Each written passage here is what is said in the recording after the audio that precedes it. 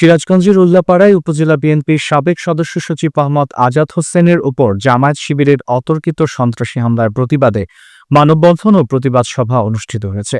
রবিবার সকাল 11টায় উপজেলা কেন্দ্রীয় শহীদ মিনার চত্বরে উপজেলা বিএনপি, পৌর বিএনপি ও দলের অঙ্গ সংগঠনগুলোর আয়োজনে এ মানববন্ধন কর্মসূচি পালন করা হয়।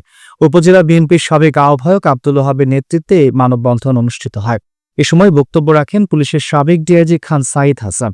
আরও বক্তব্য রাখেন উপজেলা বিএনপির সাবেক সদস্য শরফুদ্দিন মঞ্জু, জেলা স্বেচ্ছাসেবক দলের সাবেক যুগ্ম আহ্বায়ক সাইফুল ইসলাম বাবলু, পৌর বিএনপির আহ্বায়ক আব্দুর রাজ্জাক, উপজেলা যুবদলের আহ্বায়ক গোলাম মোস্তফা, সদস্য সচিব নিক্সন কুমার আমিন, উপজেলা স্বেচ্ছাসেবক দলের আল আমিন ও ছাত্র দলের নেতৃবৃন্দ।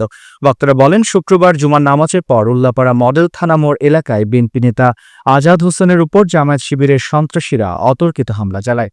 এতে তিনি গুরুতর আহত হন। প্রথমে তাকে উপজেলা স্বাস্থ্য কমপ্লেক্সে এবং পরে বগুড়া হাসপাতালে ভর্তি করা হয়। অবস্থার অবনতি হলে সেখান থেকে তাকে ঢাকায় স্থানান্তর করা হয়। বর্তমানে তিনি ঢাকার একটি হাসপাতালে চিকিৎসাধীন রয়েছেন। বক্তারা অবিলম্বে হামলাকারীদের গ্রেফতার করে দৃষ্টান্তমূলক শাস্তির দাবি জানান। আমরা কেউ ভাত খেতে পারি নাই, আমার অসহ্য লেগে গেছে। এই ছেলে মারছে, আমরা বদলা চাই, না হলে আমরা নিজে মেয়েরা অ্যাকশন নেব।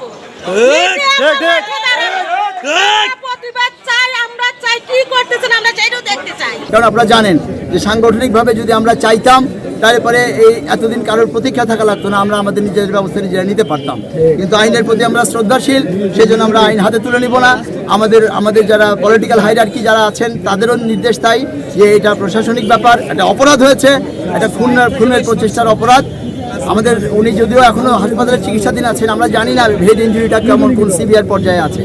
তো আমরা প্রশাসনকে বলবো যে আপনারা আমাদেরকে মুখে বলছেন যে আপনারা সকল ব্যবস্থা নিচ্ছেন, কিন্তু আমরা ফলাফল দেখছি মাত্র একজন আসামি গ্রেপ্তার হয়েছে।